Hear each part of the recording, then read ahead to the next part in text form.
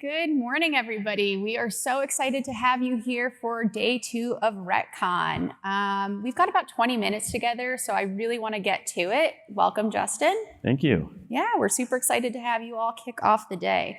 So, Justin, I just want to really quickly get started, just a brief overview of what Broxer Property is all about and a little bit about your role and what it entails as president. So we started Boxer in 1992. My brother had just gotten out of law school. I was still in college. We spent the early and mid-90s developing a platform for turning around underperforming commercial property. Excuse me. We developed it into a national footprint. Currently, we've got about a dozen markets, about 150 properties, maybe 14 million square feet. And we have a vertically integrated company. Excuse me. And we focus on a lot of smaller users and suburban markets. And then we've branched out into hospitality, retail. We've done some multifamily and also spun off ventures related to overseas staffing, technology. And we've also gotten into oil and gas and some financial products. Yeah, that's incredible. And then as president, what exactly do you kind of cover and how much are you involved on day-to-day aspects and more high level? I think, all of the operational components of the businesses are kind of under me in one way or another, but really what I focus on a lot has to do with how we use information and how we make decisions in the company, and how people and systems and data work together. And it feels very abstract, but it kind of shows up in every department and every business process. Absolutely. The intersection between human and technology, I feel like, is just so important these days, especially with AI. People see, you turn on the news and you see AI is taking over. People are scared for job security. And so how do you deal with that interaction between human relationships and technology? And as a leader of an organization, how do you kind of guide and drive your team forward through that? Well, I think we're always in a period of change. And there was a time when machines came along and people moved from muscle power to operating machines. And, we put down a lot of pickaxes and shovels and learned how to use backhoes. And there was a time when, calculators came in and then personal computers came in and then, digital, Adobe came in and we got rid of our drafting tables. And so there's always this ongoing interplay of like, what systems and technology do we have and how is that impacting the things that we're doing?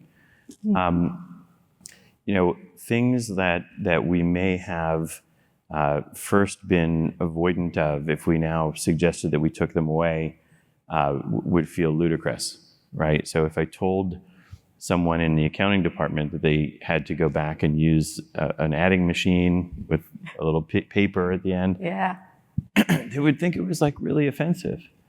And if I told them then that they instead of a calculator, they get Excel, it's like, great. If I told you that you had to walk up the stairs to get to your hotel room instead of taking the elevator, you'd be like, that's a waste of my time, right? And what we're seeing now is maybe an accelerated burst. It's like a spasmodic burst of change where we have these tools, but in fact, not very long from now, if you told someone, hey, I'm going to take your AI away, they would be like, that is offensive. Absolutely. If you think about somebody, me, myself, I'm attached to my phone. If you said cell phones are gone tomorrow, again, how would that really affect the way the world works and really being sure that you're setting up your team for even just things that change on the fly? AI, again, as we've talked about, and your data are just so important. How are you constantly evolving that and making sure everybody stays afoot and really is also looking toward the future at the same time? It's really hard to, again, I can imagine, strike that balance.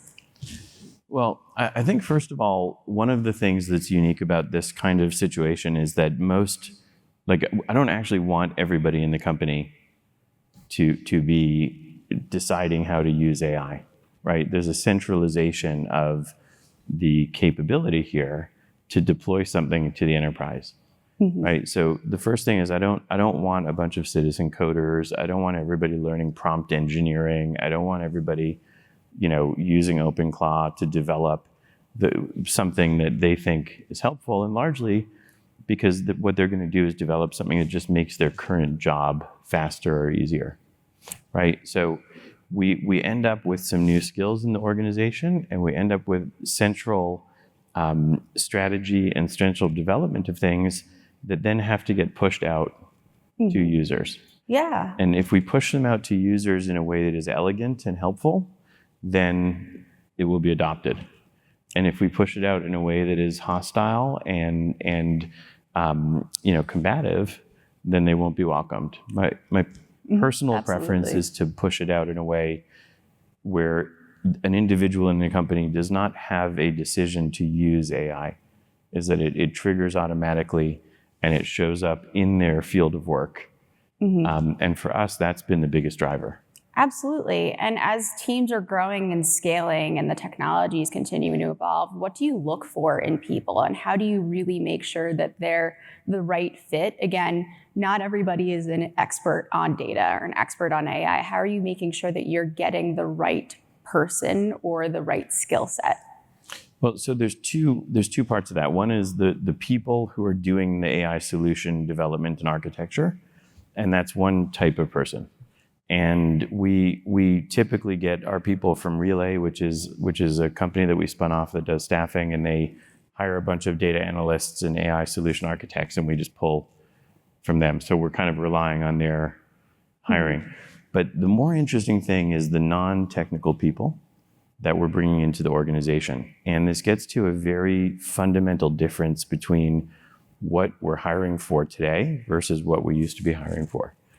And absolutely. In particular, we used to hire somebody, you look at a resume and you say, does this person have knowledge and recall, right? Do they know this thing, and will they be able to remember it when it's time? And we call that experience. And so the typical hiring process is you look at a bunch of resumes, you focus on experience, you index by experience, and then people come in and you say, is this person the type of person I want? And what AI has done largely is make the knowledge and recall free. So if you deploy it effectively and you give the AI the knowledge and you structure the recall properly, this thing that we used to pay people for, this very thing that was like the unspoken contract, is like, you're going to give me a salary in return for the temporary use of my knowledge and recall, that is just different now. And so what we want to hire for instead are things that we used to look at as secondary, which now become primary, which is aptitude and personality traits. And it's a really interesting thing, because every HR department is basically currently and historically optimized to hire for experience first. And now you are telling them, hey, forget about the experience, because the AI is going to deliver a significant amount of that content that we used to rely on their crania for. And now I want you to find people based on their personality traits and their aptitude. And it's like, there's no framework for that. We have it.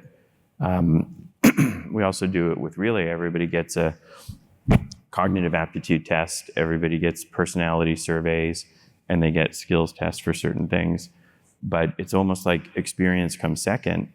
And if you keep hiring in people based on experience, but then you put something in front of them that essentially conflicts with their experience, there's more of a resistance to it. Yep. So that's really kind of the shift that we're seeing. And if you don't talk to your HR department about how we're hiring for aptitude, there's going to be a stream of people coming in that may be in conflict with the new tools that are being that are being put out.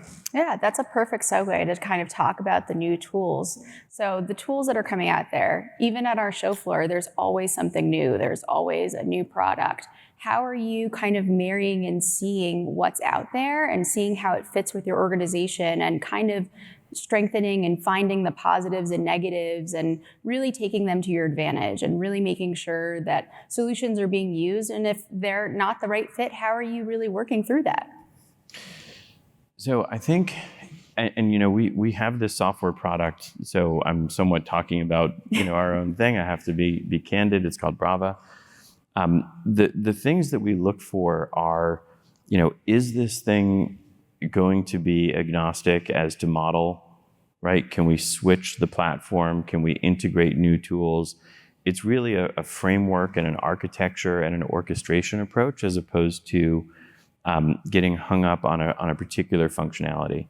So we see a lot of products right now that are essentially prompt wrappers around some model, and those products are pretty quickly getting recognized as not being too valuable, right? So now we're seeing products that are more they're doing some deeper things with respect to reasoning and pipelines and so forth. But really what I'm looking for is something that can be deployed across the organization and that will act in a way that is helpful to the company without incurring tech debt, right? Without getting us locked in to a platform. I don't want to be essentially just paying somebody else to use tokens, and I'm paying a markup and I don't know what's going on behind the scenes. So I think as savvy consumers of these products, we can't just have a black box. We need to be able to see what's going on in there and understand it, because pretty soon, it would be like if you hired a company to do your financial modeling and then you never knew how to do a financial model and you never knew what the inputs were, the drivers, and you just said, give me my financial model. And eventually somebody would go, hey, we need to understand what's going on in that financial model. It's the same with the AI tools that people are bringing into the organization. Absolutely. That's a wonderful comparison. And just kind of want to follow up a little bit more about that. So where do you see expectations, and how do you make sure that you are getting your architecture and architecture being greater than features and that kind of aspect, and making sure your expectations are aligned? Yeah, I think that first of all, there's a lot of silly expectations out there, right? And you tend to find it when people ask you, like, if there's a formulation in a question is like, can the AI do X, Y, and Z? I know I've already lost the intellectual thread of that conversation because it's like the AI, I think that, what we really want is a framework, right? We want a way in which that we can see how these things are being delivered into the organization, that we can control and audit what they're doing, that we can make changes easily. And so people kind of fetishize outcomes, right? Like they say, this system, no offense to anybody who's doing lease abstraction here, but it's like a good punching bag. It's like this thing, you're going to put your leases in and it's going to abstract all your leases. And it's like, and it's just such a narrow slice, right? And if you adopt that product and it's just about leases, then, the next person is going to come about construction documents. And it's like, now we need a construction document abstractor. And then it's going to be the incident reports and the bids and and if we take a siloed product and implement it and institutionalize it, and then the department gets attached to it, now we're repeating, I would say, like the sins of what happened in the last cycle with siloed software that didn't connect to each other. We're just like doing it again, right? And it'll really get balkanized kind of within an organization, where once we start accepting these single purpose AI solutions and building our processes around them, notwithstanding everybody's claims about how MCP and everybody will talk to each other, it's just going to be like institutionalizing these silos. And so these kinds of products where it's feature and outcome oriented as opposed to architecture and framework oriented, I think companies will regret going down that road pretty quickly, and there'll be a lot of scrapping of single purpose applications. Absolutely. I know we're getting close to time, but I just want to be sure that I really want to touch base on, because people keep hearing data, data, data. How do you really, again, have that as a part of your architecture and really be sure that that is helping drive that change and drive that infrastructure in order to get to a place where, again, maybe you can have siloed or any sort of integrations. And again, how important is that data that you have, whether it's external or internal, to be able to have a solid architecture? Yeah, so it's as important as it's ever been. In fact, probably more important, but it's also easier than it's ever been, because I would say prior to some of the new tools that are available, the data had to be really crystalline. Like everything had to fit together perfectly, right? There wasn't room for anything to be out of taxonomy, right? And now, we can deal with unstructured data that will kind of give you a general sense of things and so forth. But even if you want really good kind of enterprise grade solutions that are using data, the data can be fractured, and it can be not exactly tied together, because you have these translation joints that you can put in these slices of semantic harmonization, where you have essentially a little translator model that is mapping in very often in real time and saying, okay, well, we're going from pseudocode to structured data, and then now we can create on the fly a query that brings those things together. So we used to have to do every single integration one by one. It used to be a nightmare to have clean data. Now you can have these like interstitial integration managers and these autonomous data cleaners. So I wish I had all that stuff 10 years ago. But I will say it's not this magic thing where like AI will go deal with your data. It's actually fairly complicated, even with the more elegant tools that are available now. Yeah, absolutely. I just kind of want to start by closing off by saying, what do you think the industry is really underestimating, as our final question, underestimating in terms of the intersection between human and technology? Like where are the people in the audience? If you were sitting here, what are you thinking about? What are you thinking about in terms of those 2 points? Well, I think first of all, abstraction and generalization is undervalued. There's a lot of focus right now on specificity, especially with respect to the tools. I also think that people, there's a changing relationship between people who have a job and the fictitious person that is a corporation, right? Like your relationship with the thing that is your employer is changing. And it's a longer conversation, but there's a lot going on there, and you're starting to see some kind of employee versus company dynamics where they're like, don't let the AI take away your humanity, and don't tell the enterprise what you're doing. And then other people are going the other way and saying, my ability to add value is to do a particular thing and to help advance this. And while I have another minute and a half, I also want to say that things like AI give us time to come to events like this, at least does for me.